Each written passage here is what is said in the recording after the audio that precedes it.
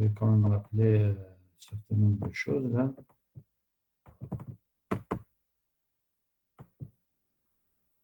Alors,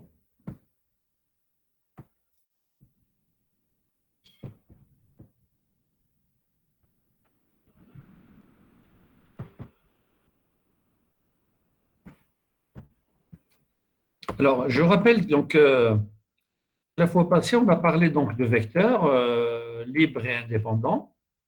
On a dit donc qu'une famille de vecteurs, donc un ensemble formé de vecteurs est libre s'il n'existe pas. Donc, c'est à chaque fois que je prends une combinaison linéaire, à chaque fois que une combinaison linéaire comme ça est égale à 0, alors les lambda i sont tous nuls. Si par contre vous avez une combinaison comme ça, si la somme des lambda k, vi de k égale à 0, avec un certain v lambda k qui est différent de 0, dans ce cas-là, les vi sont appelés des vecteurs linéairement dépendants. Voilà donc ce que c'est que les familles libres et indépendantes. Alors maintenant, on va parler aujourd'hui donc de base d'un espace vectoriel. Et donc, au fait, on parle, on appelle base d'un espace vectoriel une famille qui est à la fois libre et génératrice, c'est-à-dire la famille des vecteurs VI, leur vect, c'est l'ensemble E tout entier. Alors, je vais écrire ceci. Donc, je vais définir ce que c'est qu'une base, donc.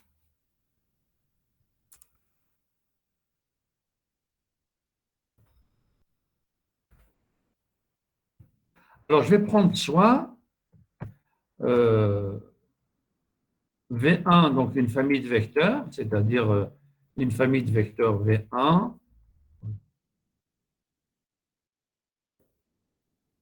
V2,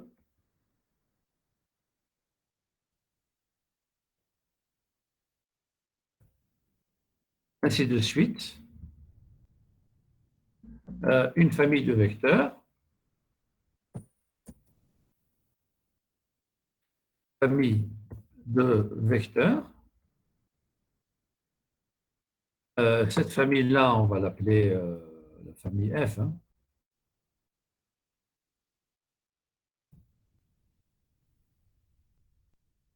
Cette famille de vecteurs, on dit que F est une base, on dit que cette famille-là, que la famille est une base. Alors, une famille de vecteurs dans un espace vectoriel E. Hein. Dans un espace vectoriel E.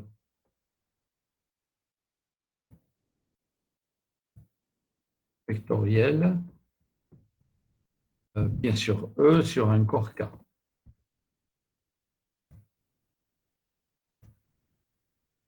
Sur un corps K, on dit que, que F est une base, que la famille F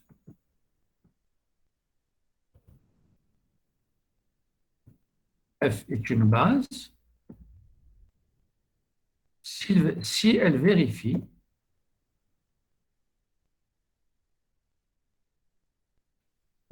quoi? Premièrement, elle doit vérifier F est linéairement indépendante.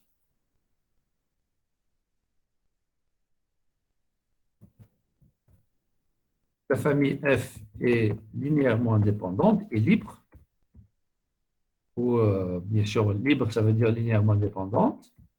Et deuxièmement, il faudrait que la famille F, le vecte de F, deuxièmement, il faut que l'espace vectoriel engendré par les vecteurs V1, V2, c'est-à-dire vecte de F, ça doit être l'ensemble E tout entier.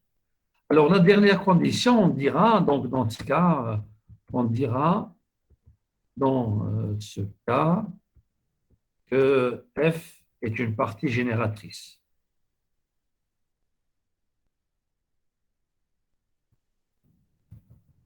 est une partie génératrice.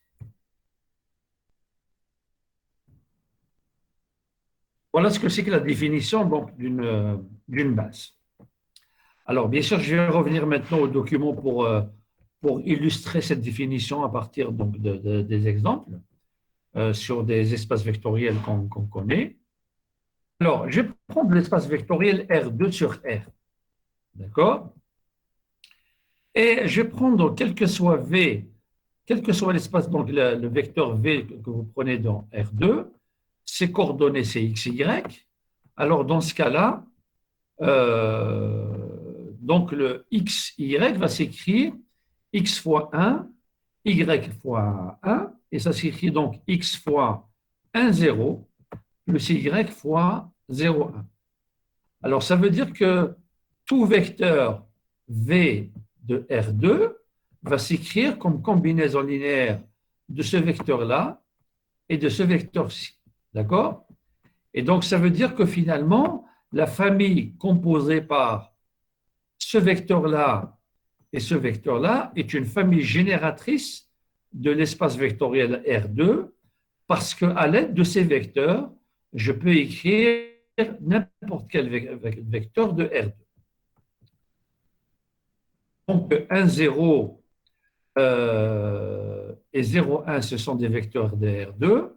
Et donc tout vecteur V de R2 s'écrit comme combinaison linéaire de 1, 0 et de 0, 1.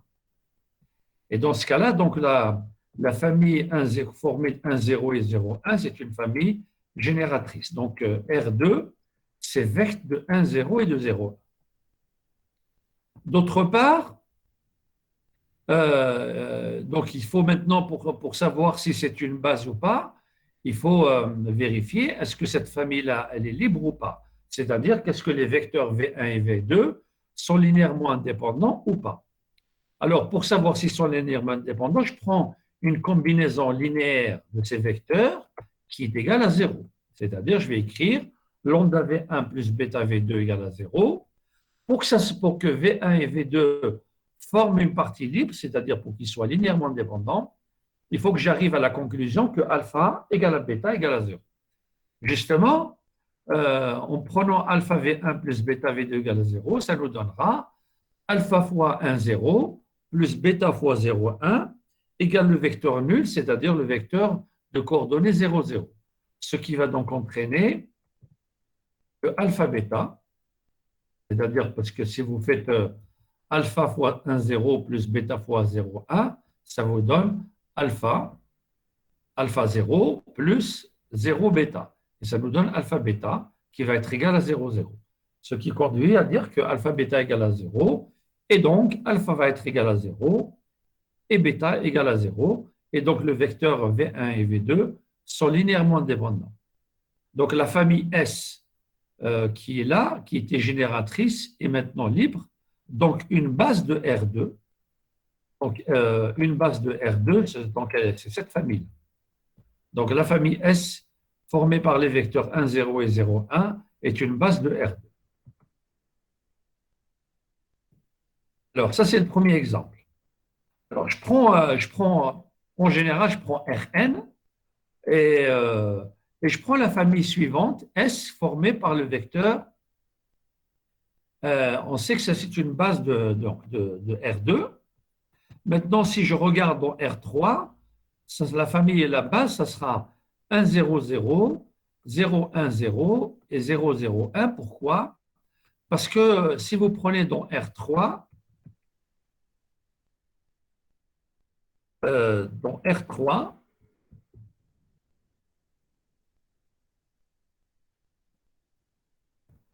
quel que soit V ou vecteur V, qui est donc dans R3,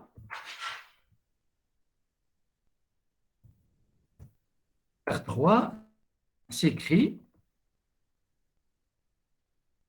Alors, comment il va s'écrire ce vecteur-là?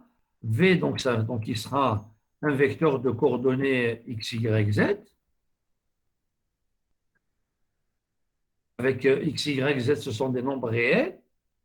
Et dans ce cas-là, celui-ci donc va s'écrire, c'est égal à x,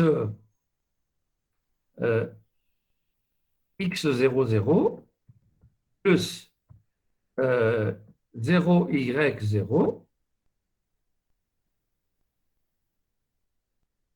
0 plus 00z.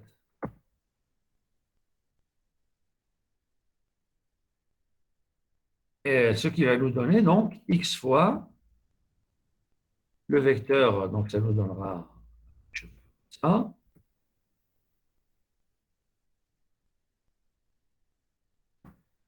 x fois 1, 0, plus y fois 0, 1, 0, plus z fois 0, 0, 1. Et donc ça veut dire que ce qui montre que suivante, la famille suivante f formée par les vecteurs E1, E2, E3, E1,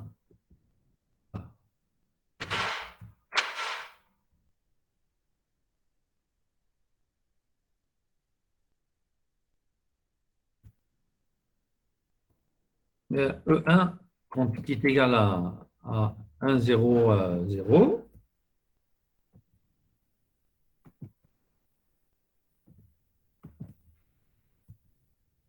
E2 qui est égal à 0, 1, 0. Et E3 donc égal à 0, 0, 1.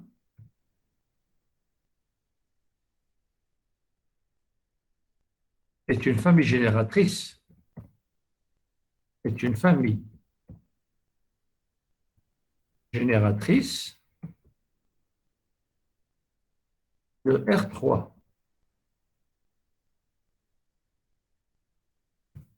De R3, puisque tout élément de R3 va s'écrire comme combinaison linéaire de ces vecteurs-là. Et donc, il va s'écrire, donc, finalement, qu'est-ce qu'on a? On a donc, quel que soit V, V dans R3,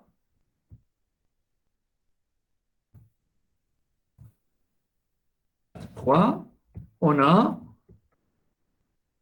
et il va s'écrire donc XE1 plus YE2 plus ZE3 avec X, Y, Z, ce sont des nombres réels, donc ils appartiennent au corps de base. Et donc, qu'est-ce que cela implique? Ça veut dire que dans ce cas-là, que R3, l'espace vectoriel R3, est égal à vect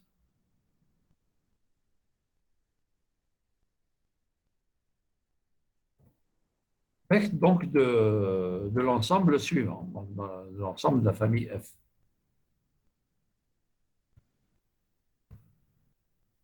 La famille F est une partie génératrice. Elle est libre, il suffit de regarder ici. Si ça vaut 0, ça veut dire que ça vaut 0. Et ça veut dire que x égale à 0, y égale à 0, z égale à 0. Et donc, c'est aussi une famille libre. Et donc, c'est une base. Donc, dans R3, on a aussi ceci. Donc, E1, 1, 0, 0, E2, 0, 1, 0 et E3, 0, 0, 1 est une base. Et de façon générale, R4 pour R4 aussi, c'est 1, 0, 0, 0. E2, c'est 0, 1, 0, 0. E3, c'est 0, 0, 1, 0. Et E4, 0, 0, 0, 1 est une base de R4. Et de façon générale, donc, dans R pour Rn, la famille formée par E1, 1, 0, 0, E2, 0, 1, 0, et puis En, c'est 0, 0, 1, est une base donc de l'espace vectoriel Rn. Alors maintenant, prenons l'espace vectoriel des polynômes à coefficient dans R. Alors, vous remarquez que sur ce qu'on vient de dire là, pour tous les exemples qu'on vient de faire, le nombre d'éléments donc, de la famille de la base est formé par un nombre fini d'éléments. Pour R2, c'est formé par deux éléments, comme vous l'avez remarqué, vous l'avez dit, remarqué tout à l'heure. Pour R2, c'est formé par deux éléments V1, V2. Pour R3, c'est formé par trois vecteurs E1, 2, 3. Pour R4, c'est quatre vecteurs. Pour Rn, c'est n vecteurs. Donc, le nombre d'éléments de la base est un nombre fini ici. Alors, maintenant, prenons l'espace vectoriel des polynômes à coefficient dont R. Coefficient dont R ici, en fait, c'est R, c'est ici, c'est celui-là. Dont R, et donc, tout polynôme à coefficient dont R est un polynôme de degré n, d'un certain degré. Il est donc écrit en fonction donc, des puissances de x, donc de x à la puissance 0, c'est 1, plus a1 fois x, plus a2 fois x carré, jusqu'à an fois x à la puissance n. Et donc, n'importe quel polynôme p va s'écrire en fonction des puissances de x. Bien sûr, à chaque fois que vous prenez un polynôme, vous lui associez un degré. Donc, les polynômes ne sont pas tous. Ça veut dire que la partie 1x, x carré, etc., est une partie génératrice. Puisque chaque polynôme, vous avez un degré, les puissances qui sont là, en fait, n'écrivent pas toutes de la même façon les polynômes. Et donc, chaque polynôme a son degré, et donc pour chaque polynôme, vous avez un certain nombre de vecteurs avec lesquels il va s'écrire comme combinaison linéaire. Et donc, finalement, si vous voulez prendre n'importe quel polynôme, les éléments de R de x, ce sont des éléments qui vont s'écrire comme combinaison linéaire de 1, x carré, x à la puissance n, ainsi de suite. Alors, cette famille-là est infinie parce que même si vous arrêtez à une certaine puissance, il y a des polynômes qui ont des puissances plus grandes. Et donc, c'est pour ça que cette famille-là a la tendance à être, donc c'est une famille qui est infinie. Et donc, on a un nombre infini d'éléments qui vont engendrer l'espace vectoriel R de x, avec lesquels n'importe quel polynôme va s'écrire, polynôme de P, va s'écrire comme combinaison linéaire de ces vecteurs-là. Et donc, et on voit bien que c'est une partie génératrice, cette famille-là infinie, formée d'un nombre infini de vecteurs, est une famille génératrice. Et elle est libre, pourquoi? Parce que si vous prenez une combinaison linéaire des alpha x, i, ça vous donnera donc alpha 0 plus alpha 1 x, etc., jusqu'à alpha mxn égale à 0. Et un polynôme est égal à 0 seulement si les coefficients alpha i sont nuls. Et donc, ça veut dire que pour n'importe quel m, la famille 1xxm est libre. Et donc, cette famille-là, dans ce cas-là, va être libre puisque n'importe quelle famille, n'importe quelle sous-famille finie est libre. Et donc, toute cette famille-là va être libre. Elle est libre et génératrice, donc c'est une base. Donc, 1x carré, x à la puissance n, ainsi de suite, est une base de l'espace vectoriel des polynômes à coefficient dans R. Est-ce qu'il y a des questions?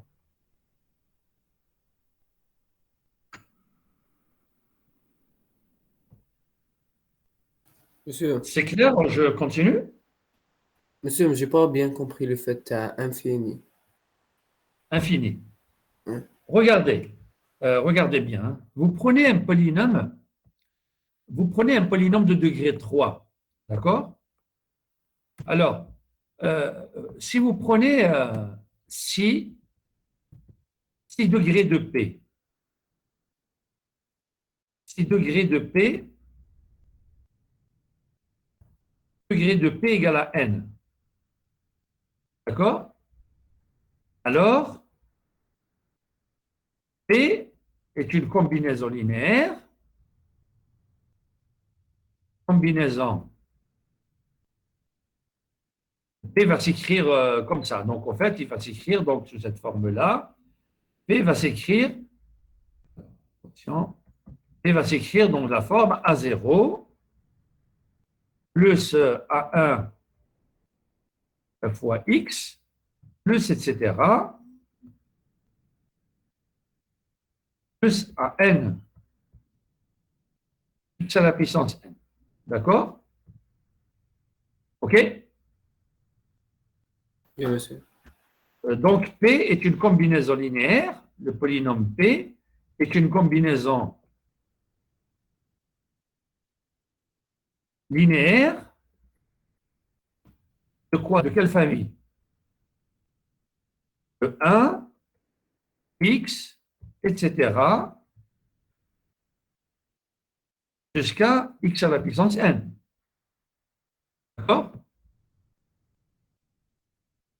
C'est bien ça. Oui, monsieur.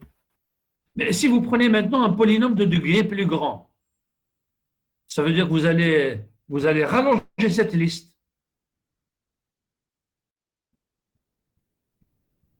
Et donc, on peut toujours prendre des polynômes de degré plus grand.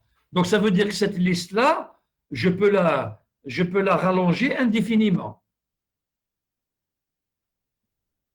D'accord? Oui, monsieur. Et donc, ça veut dire n'importe quel polynôme va s'écrire en fonction de ces puissances-là. Ces puissances-là ne vont pas s'arrêter. Parce que si ça arrête, par exemple, si ça s'arrête à l'ordre m, ben, il y a toujours un polynôme de degré 1 plus 1. Et donc, vous êtes obligé encore de rallonger. Ce qui veut dire que la famille ne peut pas être finie. D'accord? Oui, merci, monsieur. Si la famille était finie, c'est-à-dire si la famille, si l'espace vectoriel R de X est engendré par une famille de vecteurs finis. Par exemple, ça va aller jusqu'à Xn. Et ça veut dire que les polynômes de degré n plus 1 ne peuvent pas s'écrire en fonction de ces vecteurs-là. Ce qui contredit le fait que ça, c'est une famille génératrice. Et donc, c'est pour ça que le nombre de vecteurs qui permettent d'écrire n'importe quel polynôme de R de X, c'est un nombre de vecteurs infini. Pourquoi? Parce que le degré n'est pas commun à tous les polynômes.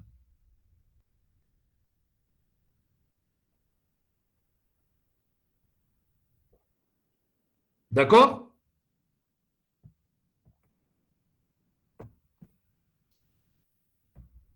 Oui, monsieur. C'est clair ou pas? Oui, c'est clair. Bien. Alors, euh, maintenant, on va regarder l'espace vectoriel des matrices carrées d'ordre 2.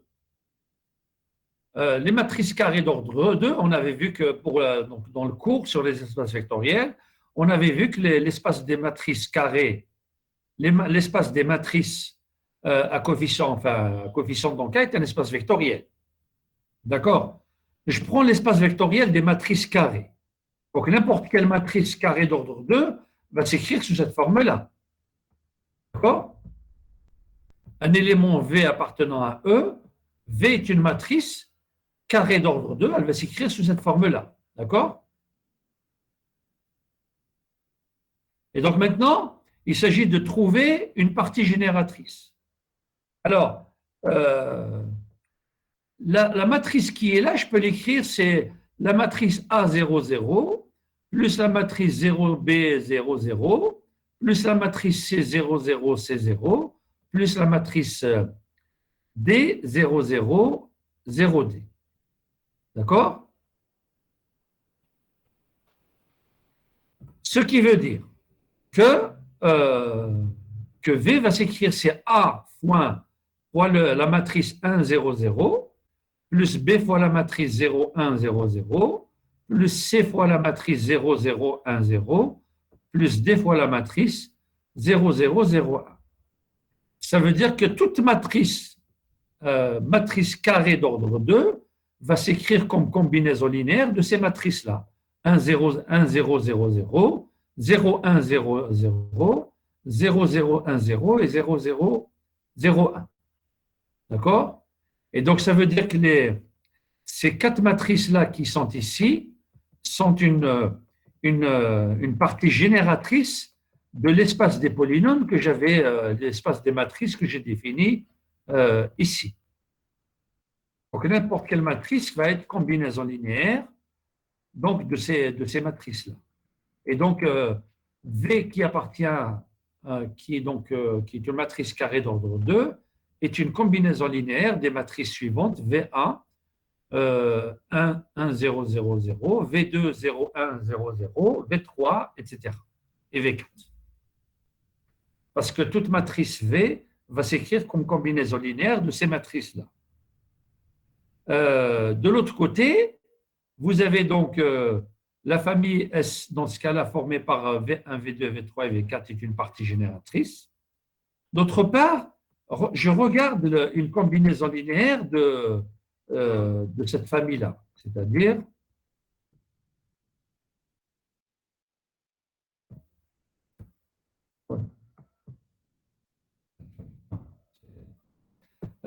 je prends cette famille-là de vecteurs qui est ici, hein, donc dans l'espace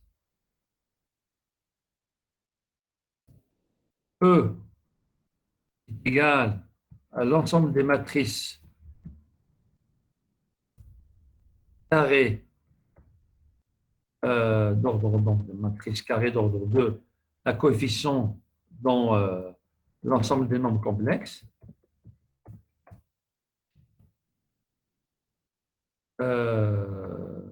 Dans, dans cet ensemble, dans cet espace-là, on considère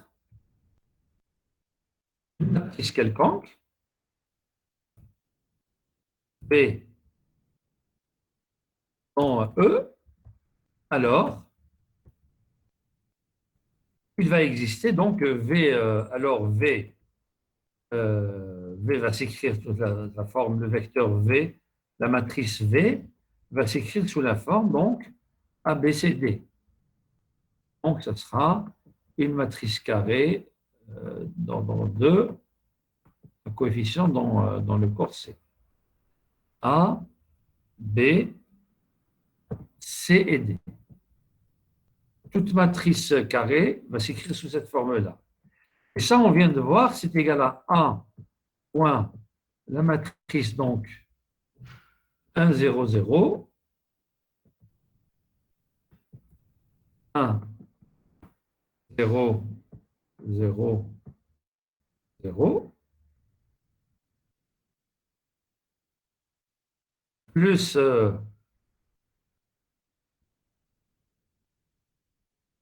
plus B fois 0, 1, 0, 0, plus C, C fois, ici c'est 0, là c'est 1, ici donc D, plus donc D fois 0, 0 et 0, 1. Donc n'importe quelle matrice va s'écrire comme combinaison linéaire de ces matrices-là. Alors, dans ce cas-là, donc l'ensemble E, qui est formé par l'ensemble des matrices carrées d'ordre 2 dans C, ben, cet ensemble-là, c'est égal à quoi? C'est vecteur de quoi?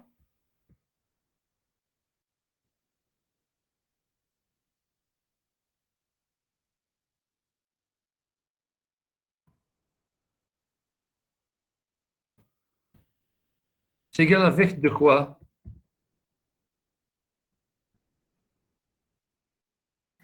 Donc les matrices 1, 0, 0.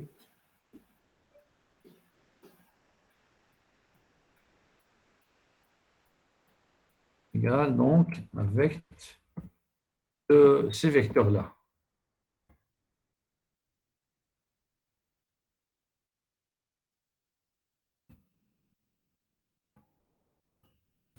c'est-à-dire du premier vecteur, du second vecteur, du troisième vecteur et du quatrième vecteur. Donc, cette famille-là de vecteurs est une famille génératrice. Ainsi, la famille F,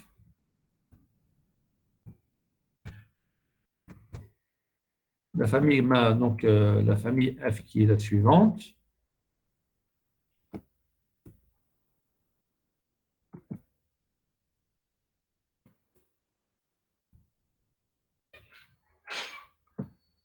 est génératrice. Génératrice de l'espace vectoriel qu'on a considéré. Cet espace-là vectoriel.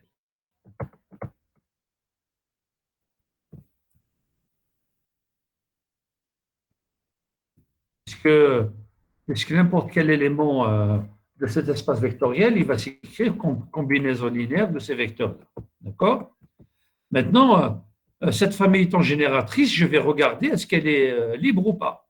Si elle est libre, c'est une base. Si elle n'est pas libre, donc ce n'est pas une base, il faut chercher une autre base. Alors, euh, donc si je regarde une combinaison linéaire, c'est-à-dire euh,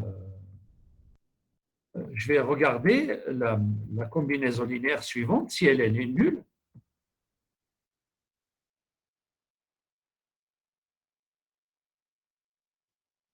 Je prends donc x, y, x, y, z et t égale à 0. Cette famille, une combinaison linéaire qui va être égale à 0.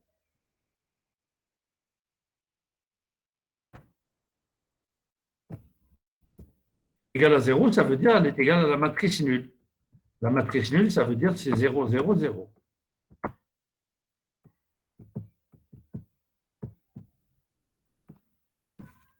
Mais cette somme-là qui est ici,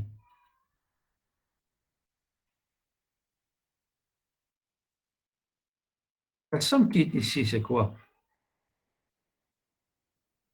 C'est la matrice X, Y, Z, T. En fait, c'est exactement la matrice x, y, z.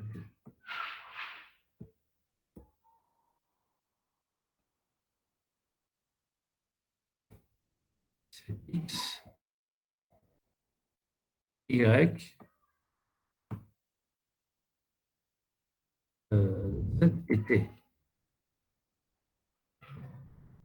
qui va être égal à 0. Matrice nulle.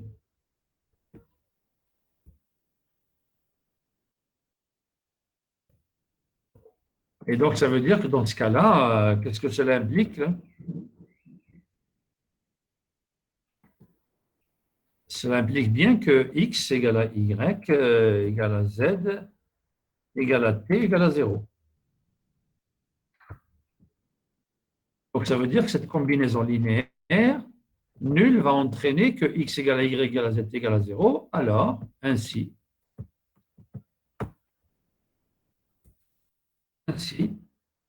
la famille f qu'on vient de considérer est libre. C'est-à-dire que ces vecteurs sont linéairement indépendants. Donc, la famille f étant génératrice, elle est libre. Et par conséquent,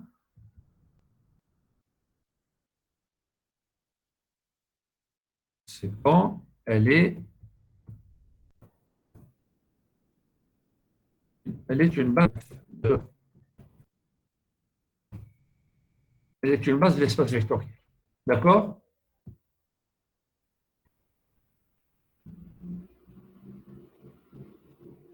C'est bon, je peux passer à la suite là? Oui. Bien.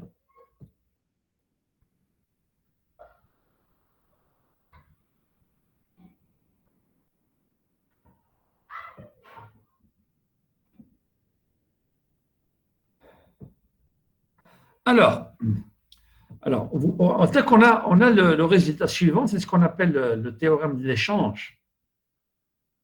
Et au fait, ce que vous remarquez, ce qu'on sait jusque-là, c'est que pour qu'une famille soit génératrice, qu'elle soit une base, il faudrait qu'elle soit génératrice et libre. D'accord? En général, soit on montre que la famille est génératrice, après on montre qu'elle est libre. Si elle n'est pas libre, ça veut dire quoi? Ça veut dire que dans la famille génératrice, il va y avoir un vecteur qui va s'écrire en fonction des autres. Et donc, s'il y a un vecteur qui va s'écrire en fonction des autres, eh bien, ce vecteur-là, il n'est pas utile dans la famille. Donc, on doit l'enlever, puisqu'on peut le créer à partir des autres vecteurs. Et donc, la famille génératrice F va nous donner une famille génératrice plus petite. Et donc, si la famille génératrice plus petite est libre, donc c'est ça la base, sinon on continue à enlever tous les vecteurs qui sont écrits en fonction des autres. Et donc, jusqu'à arriver à une famille qui soit en même temps génératrice et libre, et donc on a une base. Alors ça, c'est ce qu'on appelle donc un théorème, le théorème de construction. Donc, à partir d'une famille génératrice, on construit une famille libre, et donc on a une base. Alors, on peut aussi faire le schéma contraire, c'est-à-dire commencer par une famille qui est libre et regarder est-ce qu'on peut, à partir de cette famille-là, construire une famille génératrice et donc une base. Alors, lorsqu'une famille est libre, de deux choses l'une, ou la famille est génératrice, et dans ce cas-là, c'est ça la base, ou la famille n'est pas génératrice. Qu'est-ce que ça veut dire, la famille n'est pas génératrice? Ça veut dire qu'il y a des vecteurs de l'espace vectoriel que je ne peux pas écrire en fonction de ces vecteurs-là. Alors, je prends un exemple. Regardez. Alors, je vais prendre les...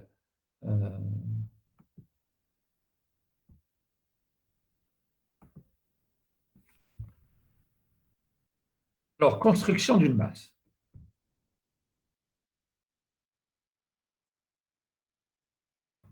Une base. Alors, je vais démarrer la construction d'une base, premièrement, en démarrant d'une famille génératrice. En démarrant d'une famille génératrice. D'accord? Alors, je vais prendre un exemple précis. Alors, considérant... Alors, génératrice. Alors, comme exemple, donc, considérant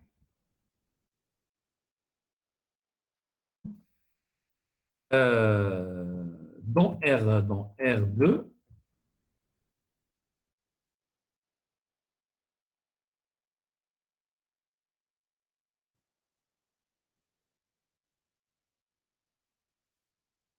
la famille suivante, F,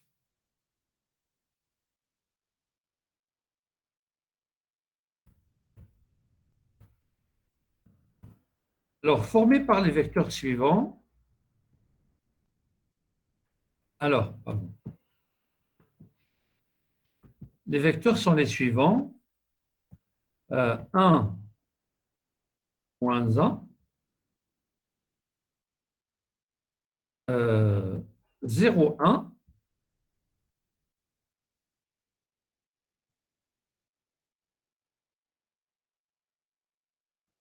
zéro, 1 et 1. D'accord? Et regardons est-ce que cette famille-là est génératrice ou pas. Alors, ce qu'on remarque,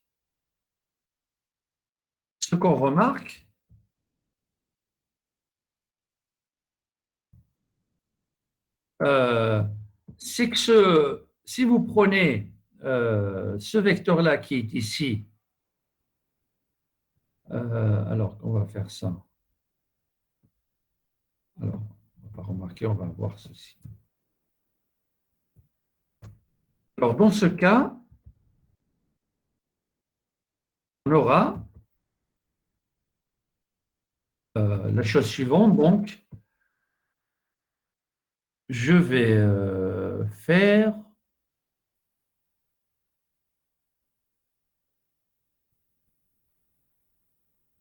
je vais faire quoi? Je vais regarder ce vecteur. Donc, je vais prendre le vecteur 1, 1. Le vecteur 1, 1, je peux l'écrire,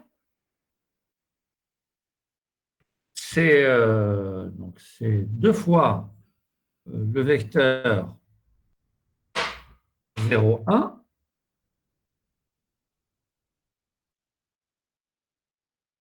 plus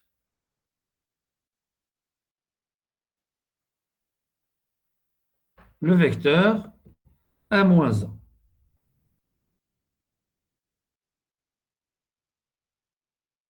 D'accord?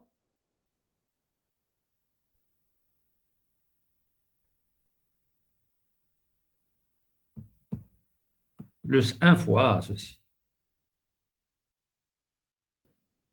D'accord ou pas? Oui, monsieur. Alors, ce qu'on avait vu au départ du cours, on sait que, Small vect fait R2 vecteur. bien sûr, on va voir, en fait, c'est pas grave. On sait que quoi? On sait, dans le cas de R2 par exemple, on sait que, euh, au fait, euh, quel que soit V en R2,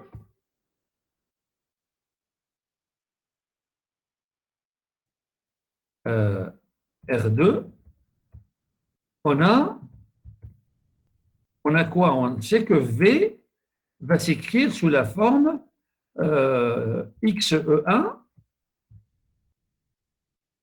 plus YE2. Rappelez-vous. Rappelez-vous de ce qu'on a fait au départ.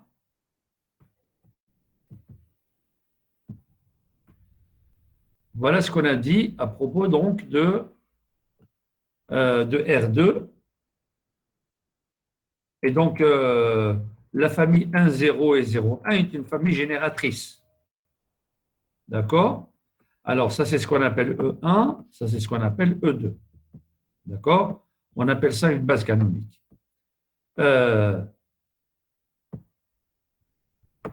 Et qu'est-ce qu'on a dit finalement? Donc, alors, on sait que dans ce cas-là, que R2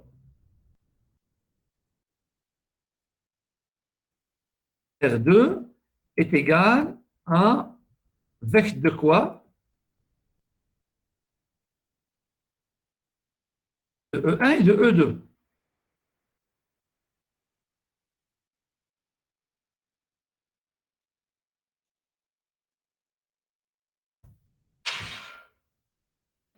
C'est bien ça, non?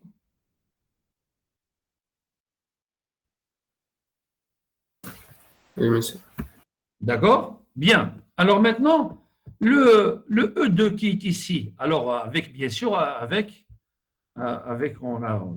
l'écrire, hein, donc E1, c'est le vecteur 1, 0, et E2, c'est le vecteur 0, 1. D'accord? Et regardez le vecteur E2 qui est là, il est ici. D'accord?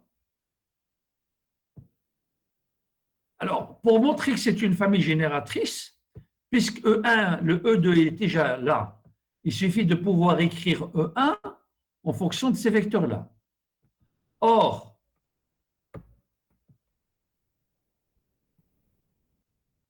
On a aussi, donc, ce qu'on a, c'est que, on a quoi? E2, c'est égal à quoi? Comment je vais écrire le E1 finalement? Puisque le E2 est à l'intérieur de cette famille. Le E2, il est ici. Alors, comment je vais écrire E1 en fonction des autres vecteurs?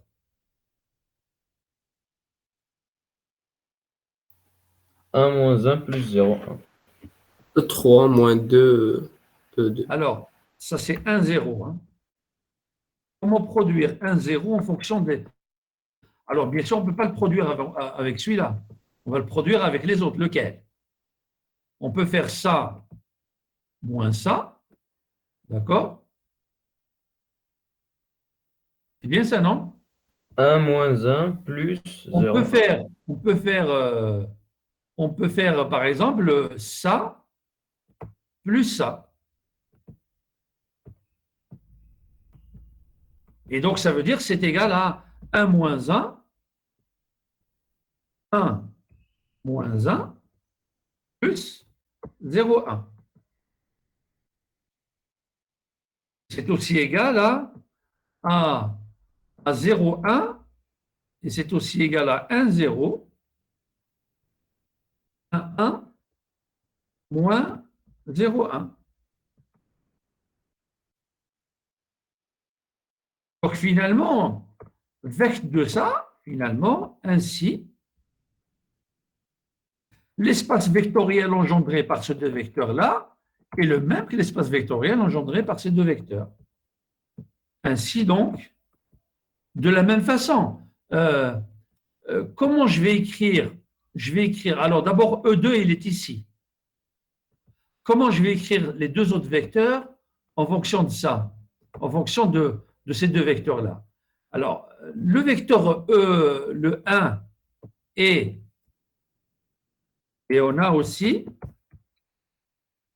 comment je vais écrire le vecteur 1 moins 1 en fonction de E1 et E2? Alors, quand on écrit comme ça veut dire qu'en fait, finalement, ce qu'on peut dire, puisque ça veut dire que vect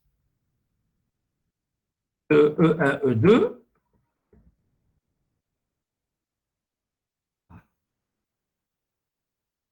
E2, il est inclus puisque chacun de ces vecteurs-là va s'écrire en fonction de ces vecteurs.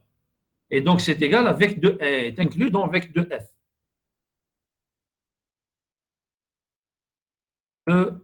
Vect de F.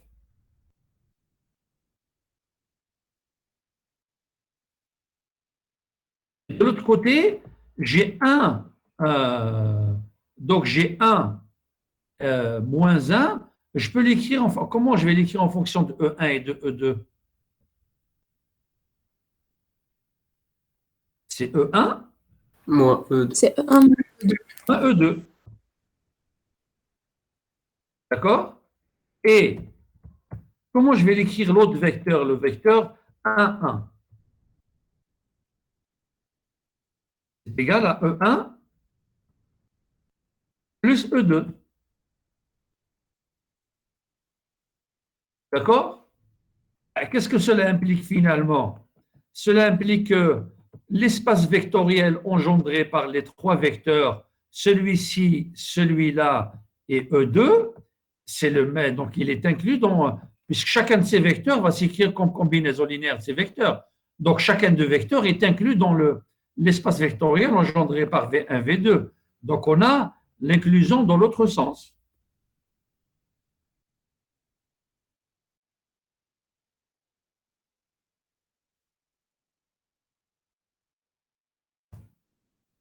Donc on a l'égalité, qui donne ainsi donc, on a bien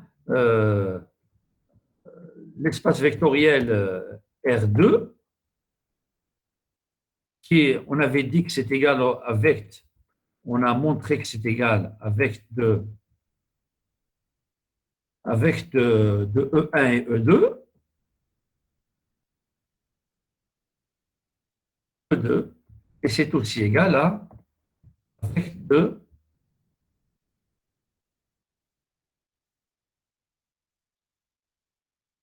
de ces trois vecteurs-là. En fait, ici, celui-là, on va le noter ici, c'est E2. Ça, c'est E2. Égal donc à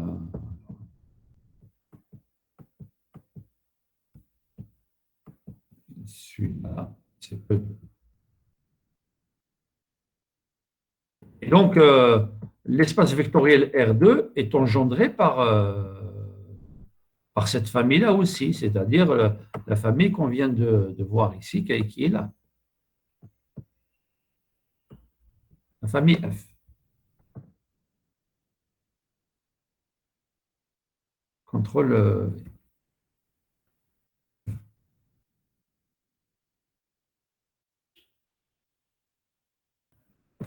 C'est égal avec 2F. Ça veut dire que cette famille-là, c'est une famille génératrice. Alors, puisque la famille est génératrice, on veut savoir est-ce qu'elle est libre ou pas. Mais regardez là, regardez ce que j'ai écrit au départ. Que 1 qui est ici, il va s'écrire comme combinaison linéaire de ces deux vecteurs. Et donc, maintenant, finalement, comme on a ça,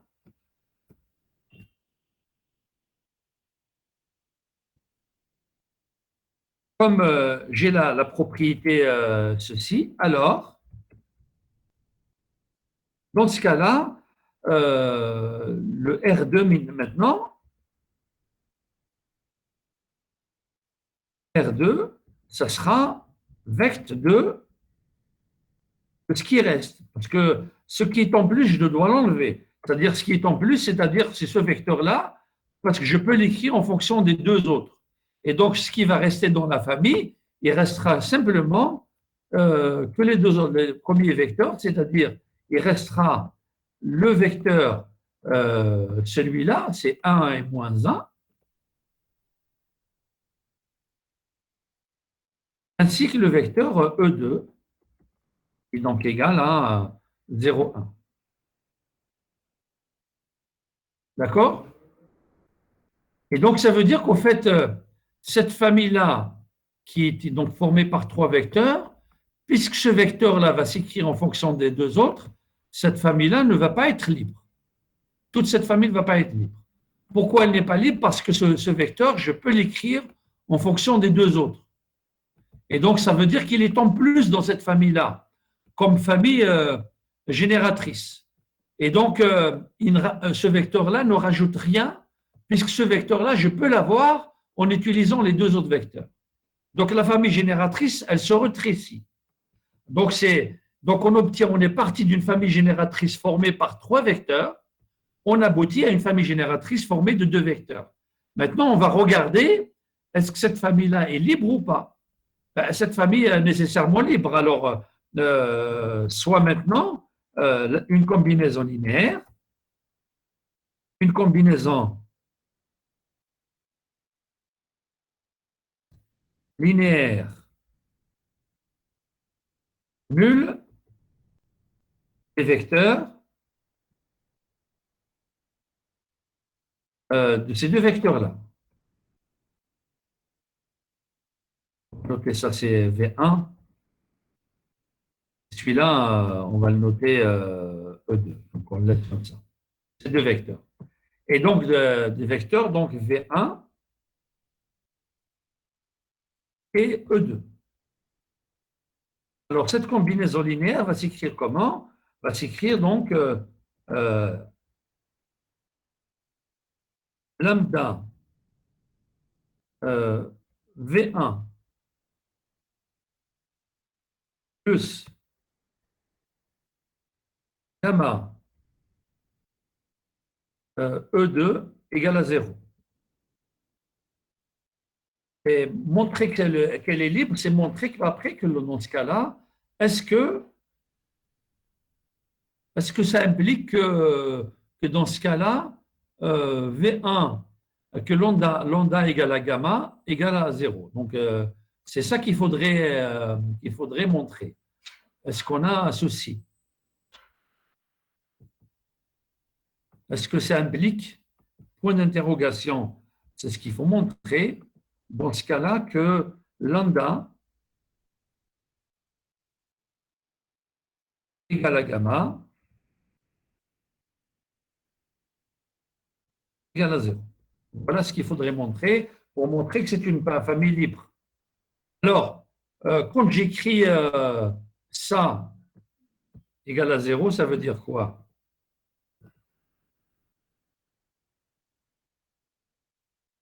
On a donc ceci. Alors, ça veut dire quoi? Qu'est-ce qui va se passer au niveau donc, de l'expression qui est à gauche? Ça veut dire que ça nous donnera lambda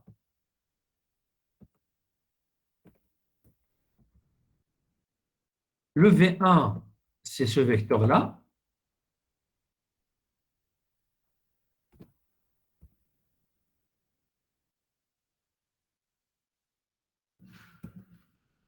Et gamma 2, c'est le vecteur 0, 1.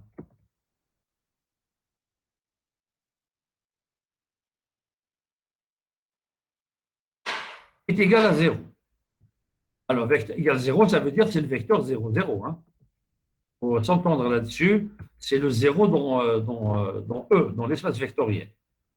Et ça nous donne quoi? Quand je fais la somme ici, à gauche, ça nous donne quoi? Ça nous donne quel vecteur? Ça nous donnera lambda.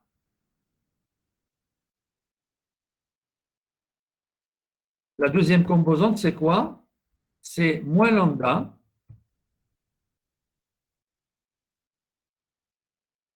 plus gamma.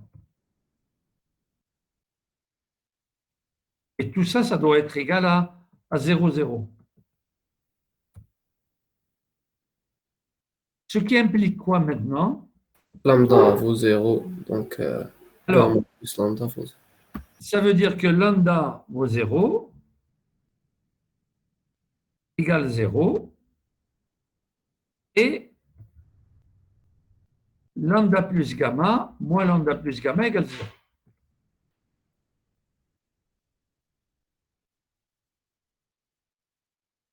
Égale 0. Alors, puisque lambda égale à 0, donc ça c'est 0, ça nous donnera gamma égale à 0. Implique donc que lambda égale à gamma égale à 0.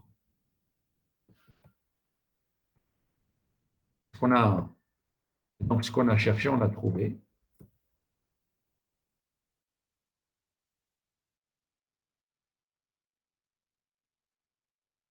Égal à 0. Et donc, ça veut dire que V1 et E2 sont linéairement indépendants, et donc c'est une base. D'accord? Bien. Alors maintenant, on va prendre le chemin contraire, c'est-à-dire partir donc d'une famille libre et regarder est-ce que c'était génératrice ou pas. Si elle est génératrice, ça veut dire qu'il lui manque des choses. C'est ce qu'on appelle le principe de la base incomplète. Alors, toujours dans R2, toujours dans le même espace, hein, donc je vais construire une base dans l'espace R2.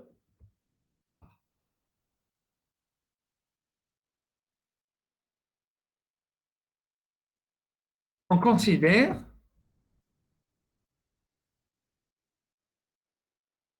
la famille F formée par un seul vecteur.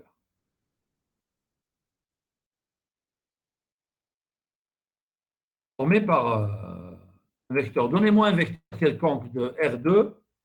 Donnez-moi un vecteur quelconque. 1, 2. Alors, on va faire 1, 2. Donc, le vecteur 1, 2. D'accord? Alors, cette famille-là, est-ce qu'elle est libre ou pas?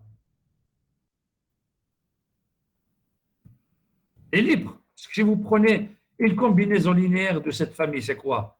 Donc, une combinaison. C'est toujours libre, non, monsieur? Oui, quand on a un seul vecteur, c'est toujours libre. Une combinaison linéaire de Alors, on va prendre ici, on va mettre ici V1. On va faire ici V1. Un seul vecteur, c'est V1, c'est ce vecteur-là. Une combinaison linéaire, on n'a qu'un seul vecteur de V1.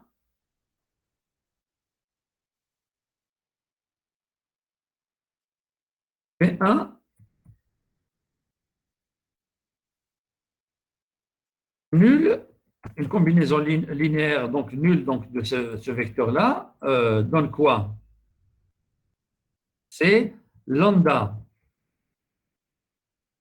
V1 égale à 0. Égale 0. Égale 0. Qu'est-ce que ça veut dire ça?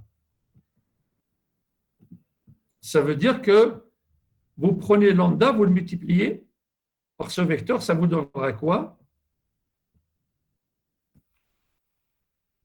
Ça vous donnera lambda et ça vous donnera 2 lambda. Ça, c'est égal à 0, c'est-à-dire c'est égal à 0, 0. Ce qui veut dire que lambda égale 0.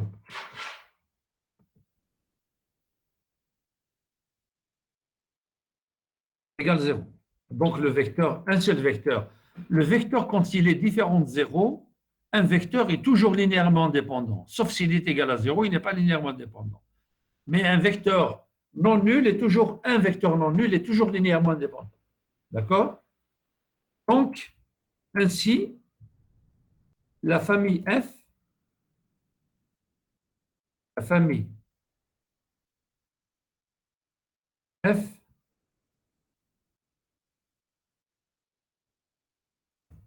est libre. Alors, maintenant, pour que ça soit une base, il faut voir est-ce qu'elle est génératrice ou pas. D'accord? Mais d'autre part,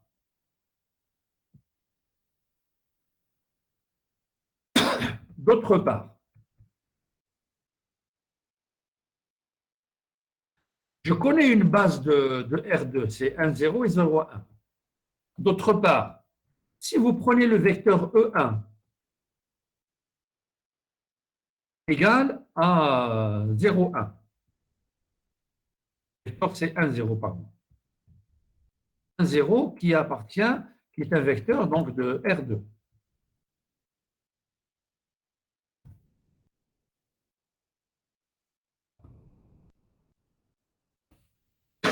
Un vecteur de R2. Alors, il n'existe pas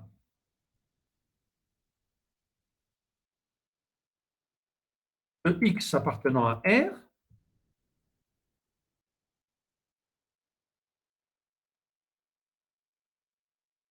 tel que X, tel que E1 égale à X fois V1. Qu'est-ce que ça veut dire? Ça veut dire que ce vecteur-là, je ne peux pas l'avoir en utilisant une combinaison linéaire de ce vecteur. Ça veut dire qu'il y a des éléments de R2 que je ne peux pas écrire avec ce vecteur-là. Monsieur, tu m'as la dimension, ça me compte toujours. Ah non, on n'est pas encore arrivé à la dimension. Je ne parle pas encore de dimension. Attendez, je explique qu'est-ce qui manque. Comme je ne peux pas écrire, comme il y a des éléments de R2 que je ne peux pas écrire avec ce vecteur, donc cette famille-là n'est pas génératrice. Alors, F n'est pas génératrice. F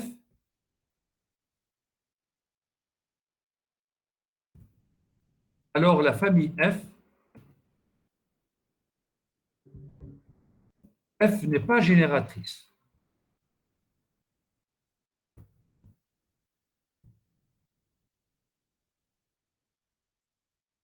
Donc ce n'est pas une base. Pas une base. Alors, comme ce n'est pas une base, alors comme j'ai déjà trouvé un vecteur qui n'est pas dans cette famille-là, que je ne peux pas avoir avec cette famille-là, alors on considère la famille suivante, la famille F' ou F1.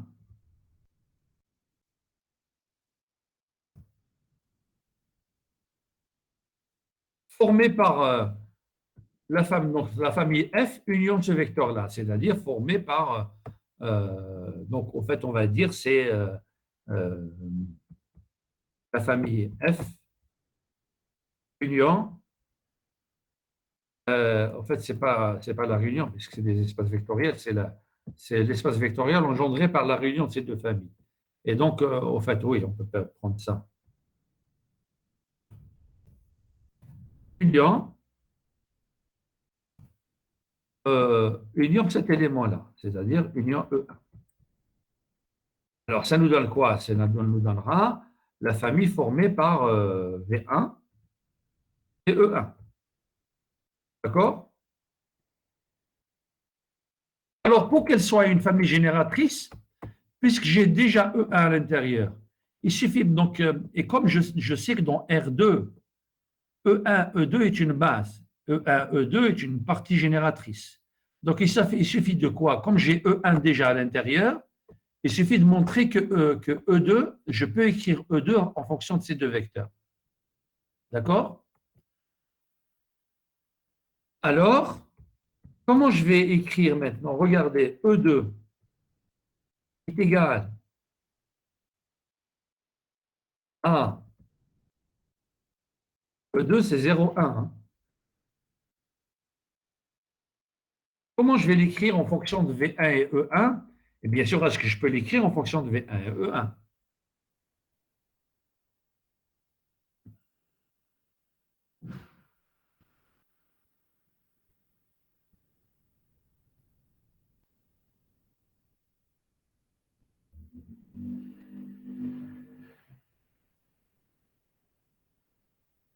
Alors, dites-moi. 1 demi de V1 moins 1 demi de E1. Oh, non, attendez. Ben, il faut garder le 1. Il faut enlever le 1 qui est ici. 1 demi de V1. Moins un demi de E1. Oui. C'est donc, ça nous donnera un demi de V1 moins un demi de E1.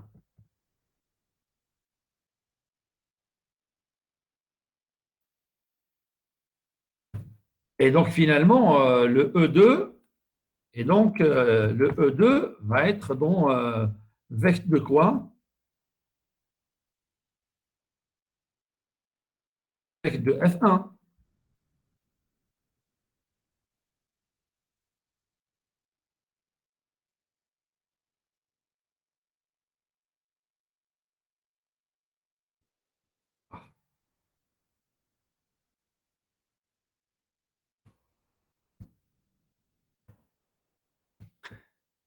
Et donc, puisque j'ai E1 déjà à l'intérieur de vecteur de F1, ce qui implique dans ce cas-là que vecteur de E1, E2, c'est-à-dire R2,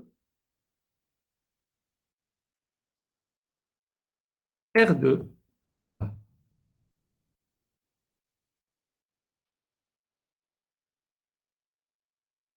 R2 est égal à vecteur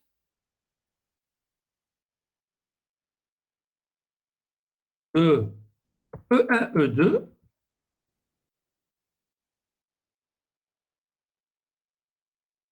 et comme E1 est ici et que E2 appartient au vecteur de ça, et donc tout ça, ça va être inclus donc dans vecteur de quoi?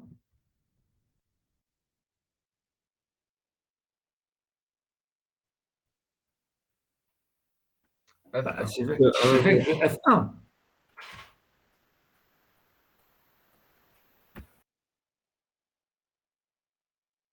Que, puisque E1 est ici, d'accord? Et puisque E2 appartient à un vecteur de ça. Donc, si E1 est là, donc il appartient à un vecteur, et E2 appartient au vecteur, donc il appartient, chacun d'eux appartient au même sous-espace vectoriel. Donc, ça veut dire que l'espace vectoriel engendré par ces deux vecteurs est inclus dans l'espace vectoriel engendré par les vecteurs V1 et E1. Mais V1 et E1, ce sont des sous-espaces donc c'est des éléments de R2. Et celui-là, par définition, comme la famille F1 est une partie de R2, donc celle-ci aussi c'est un sous-ensemble donc de R2.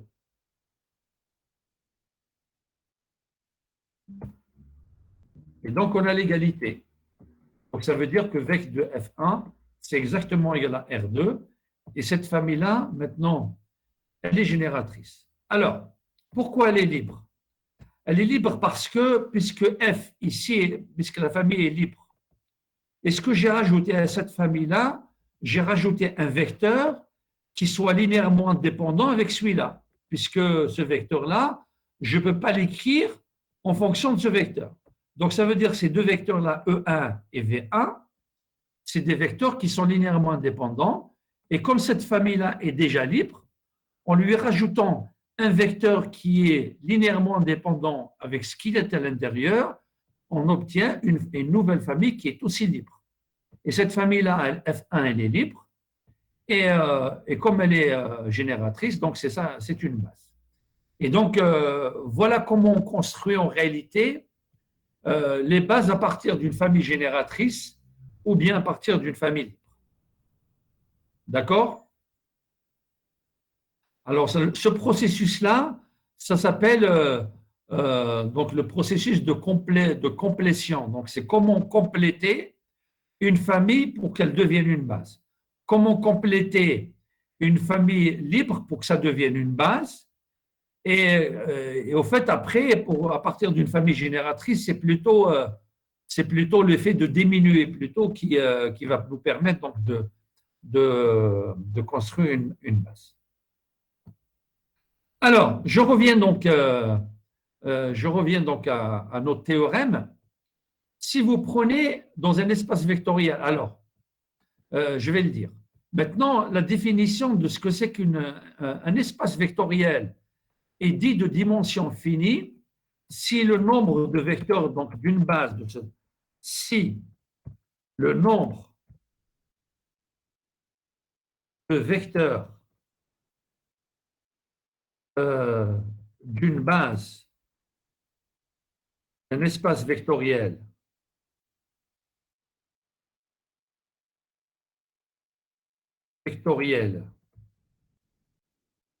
E est fini, c'est-à-dire si le nombre de vecteurs donc d'une base de cet espace est fini,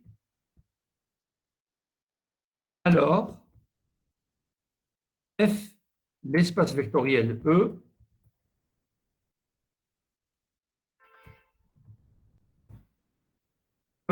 est dit de dimension finie. De dimension finie.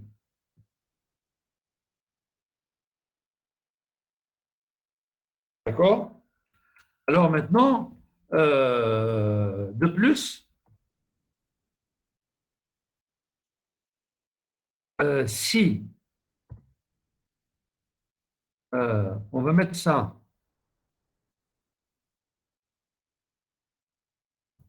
formé par les vecteurs suivants, formé par des vecteurs V1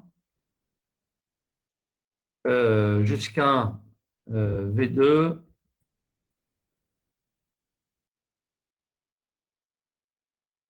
ainsi de suite,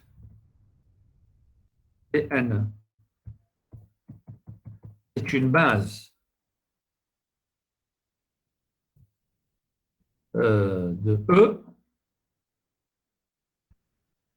On écrit, on dira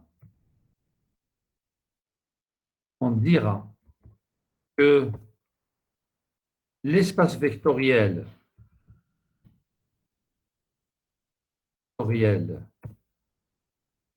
E est de dimension.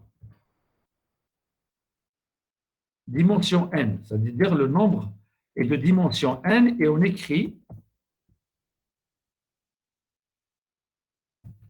comme ça. Donc, en fait, la dimension, c'est toujours par rapport à un espace vectoriel, donc par rapport à un corps, hein, de l'espace vectoriel E, c'est égal à n. C'est pour dire que la dimension, c'est dimension de E, de l'espace vectoriel E sur K, est égale à n.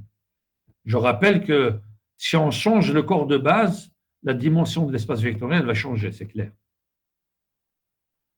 D'accord? Voilà la définition de ce que c'est que la dimension d'un espace vectoriel. Alors, maintenant, un aspect très important, de ce qu'on vient de voir, c'est qu'on avait, rappelez-vous, pour la base, on avait dit qu'une base est une partie génératrice qui est libre. La question qui va se poser, donc, si le nombre fini, le nombre donc d'éléments de la base est fini, est-ce que cette dimension-là, elle est unique, ou bien on peut trouver plusieurs dimensions? Ben justement, je vais prendre soit E1, on va prendre E égale, je veux dire, je vais prendre B1 plutôt.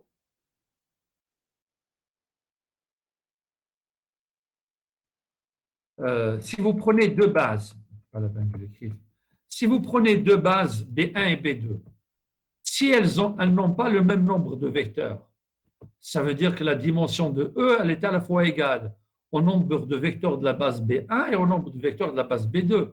Ça veut dire que ce nombre-là est le même. Donc, toutes les bases d'un espace vectoriel ont la même, toutes les bases d'un espace vectoriel sont formées par un même nombre de vecteurs. Parce que par la dimension, elle est unique. D'accord? Vous ne pouvez pas trouver une base avec un nombre de vecteurs et une autre base avec un nombre de vecteurs différents. OK? Qu'est-ce que vous avez? Vous avez quelque chose après, là?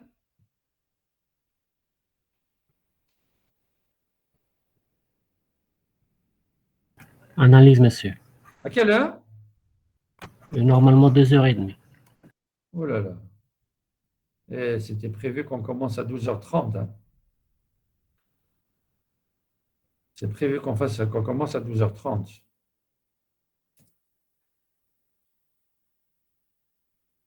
Bon, alors, on va devoir s'arrêter là puisque vous allez faire un... C'est un cours que vous allez faire ou c'est un TD? C'est un cours, monsieur. Ben, donc tout le monde va faire cours, c'est ça? Oui, monsieur. Bien, donc, et ça veut dire que je ne peux pas vous avoir après le cours ou pas? Je l'ignore. Alors justement, j'ai envie de faire cours pour TD pour tout le monde. Est-ce qu'on peut prévoir de faire un TD jeudi?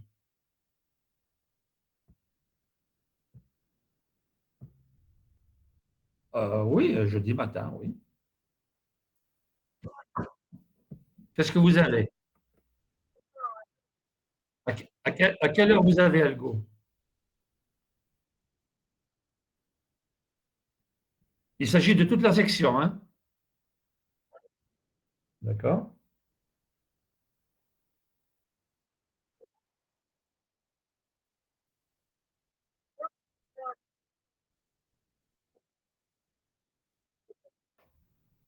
Ah.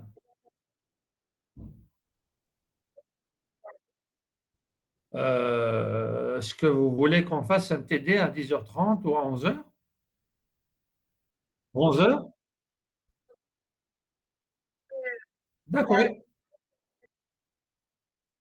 D'accord, il n'y a pas de souci. Donc, on commence à 11h. Donc, je vais envoyer une invitation pour jeudi à 11h. Comme ça, on va faire des TD, en fait, des applications sur ce qu'on vient de faire là. D'accord?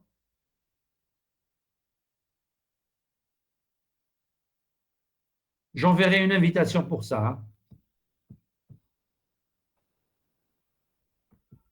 Bon, alors, très bien. Bon courage.